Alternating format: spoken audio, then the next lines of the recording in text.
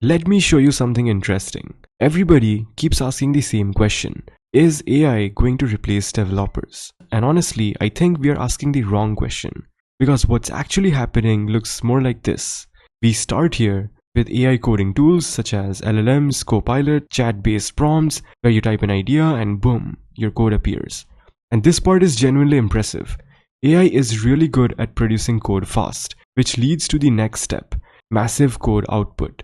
We are writing more code than ever before. Entire features, components, APIs, sometimes whole apps in minutes. But here's the thing nobody likes to talk about. More code does not automatically mean better software. This is where we hit the problem of AI slop code. This is code that looks correct, it passes the vibe check, it even works sometimes, but it has no real context. It doesn't understand why the feature exists, it doesn't know the constraints of your system, and it definitely doesn't care about long-term maintenance. So you get hidden bugs, unnecessary abstractions, logic that technically works, but breaks the moment reality shows up. And this is subtle, which makes it dangerous. Over time, this turns into fragile code bases. Things become harder to debug. Small changes cause weird side effects. Tech debt starts piling up quietly.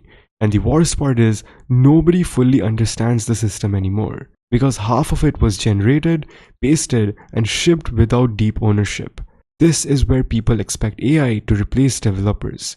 But in reality, this is where it creates work. Because you now need code janitors. And I don't mean that as an insult. These are experienced engineers, the ones who can read messy code, understand intent that has never written down, and slowly untangle the system without breaking production.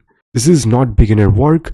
This is high skill, high responsibility engineering. And what do these engineers actually do? They use human skills, such as system thinking, debugging, refactoring, making trade-offs.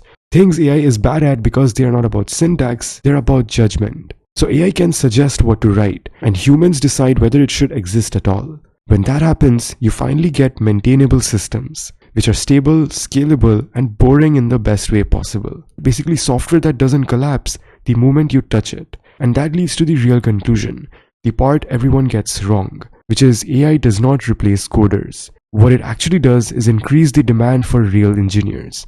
Yes, code volume goes up, but code quality often goes down, which means the value shifts away from typing code and toward understanding systems.